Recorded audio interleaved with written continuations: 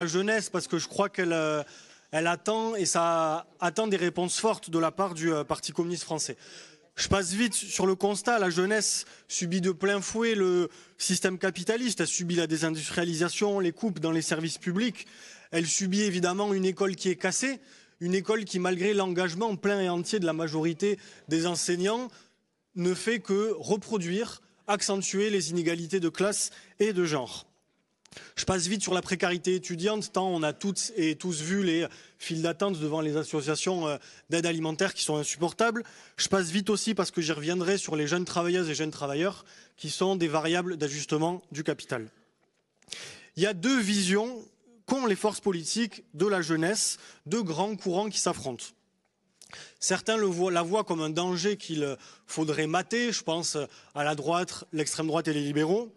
D'autres pensent que la jeunesse serait par essence de gauche, qu'elle serait par essence révolutionnaire et qu'il ne faudrait plus que se pencher pour ramasser. Ces deux approches qui paraissent a priori contradictoires, en fait, elles se rejoignent. Elles voient comme si la jeunesse était une classe sociale unifiée, comme si la jeunesse était un tout homogène. Il faut qu'on se défasse de cette vision. C'est une impasse autant politique que stratégique. Parce que la réalité, c'est qu'il n'y a pas une jeunesse, mais des jeunesses, et qu'on doit parler à tout le monde. Oui, il y a une jeunesse très politisée.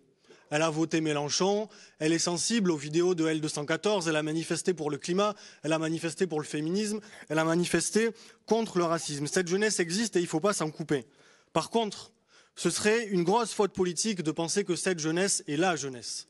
Ce serait une grosse faute politique d'organiser notre discours pour la séduire. Ce serait une grosse faute politique de s'interdire certains sujets pour ne surtout pas la froisser. Ce serait une grosse faute politique d'en faire notre cible.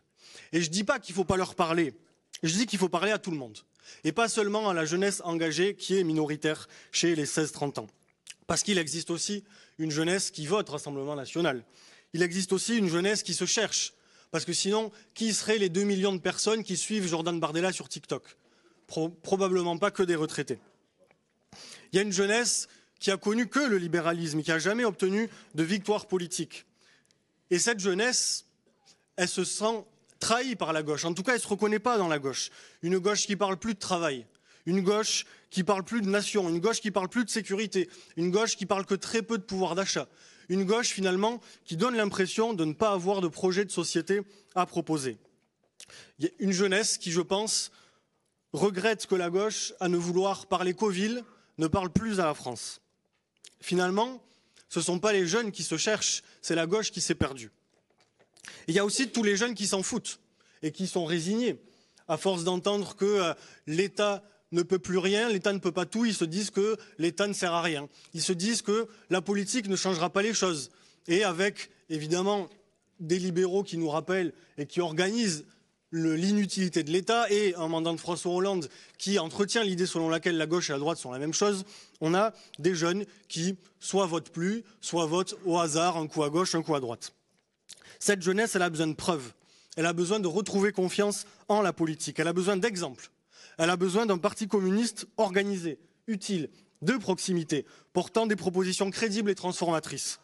Cette jeunesse, et je le dis, elle se fout de l'union ou de la division de la gauche. Cette jeunesse, elle veut des résultats et elle veut du concret. Et moi, j'ai une conviction. À la JC, on a une conviction. C'est que toutes les jeunesses dont j'ai parlé, le PCF peut les rassembler, et je pense en parlant de travail. Mais pas n'importe quel travail. En parlant de travail émancipateur. Et un travail émancipateur, ça veut dire un travail qu'on a choisi. Donc, évidemment qu'il faut abolir Parcoursup, évidemment qu'il faut permettre aux jeunes de faire les études qu'ils souhaitent pour faire demain le travail qu'ils souhaitent. Un travail émancipateur, ça veut dire un travail qui permet de vivre et pas de survivre. Donc un travail qui paye bien et pas juste qui permet de payer les factures. Un travail qui permet d'aller au resto, un travail qui permet d'aller en vacances, un travail qui permet d'acheter une maison. Tout ça, c'est important. Et un travail émancipateur, c'est aussi un travail démocratique. C'est un travail dans lequel on a notre mot à dire. Parce que je pense à des jeunes, à des amis, à Toulouse, par exemple, qui sont cadres chez Airbus et qui disent « mais moi ça va, le salaire, je suis bien payé, c'est pas le problème. Par contre, quand je vais au boulot, je laisse le cerveau à la maison. Parce qu'au boulot, je fais ce qu'on me demande de faire, bêtement. Pourtant, je sais que c'est nul. Et moi, j'ai un avis sur Airbus, j'ai un avis sur l'aéronautique. Mais on ne me le demande pas, alors je ne le donne pas. Et donc, je pense que le travail démocratique, c'est central. Oui, il faut qu'on se réapproprie nos moyens de production. Pour finir, je pense qu'il y a une rupture dans le contrat social entre les jeunes. Et je pense que c'était une très bonne chose d'avoir proposé un pacte pour la jeunesse en 2022 pour la présidentielle. Et je pense qu'il faut reconstruire le contrat social entre la jeunesse et la nation, et le travail peut être le ciment de ce pacte. Ça sera long, ça ne donnera pas de résultats électoraux immédiats, ça ne sera pas forcément payant médiatiquement, mais sur le long terme, c'est comme ça que le Parti communiste français réussira à parler à toutes les jeunesses. Je vous remercie. Merci.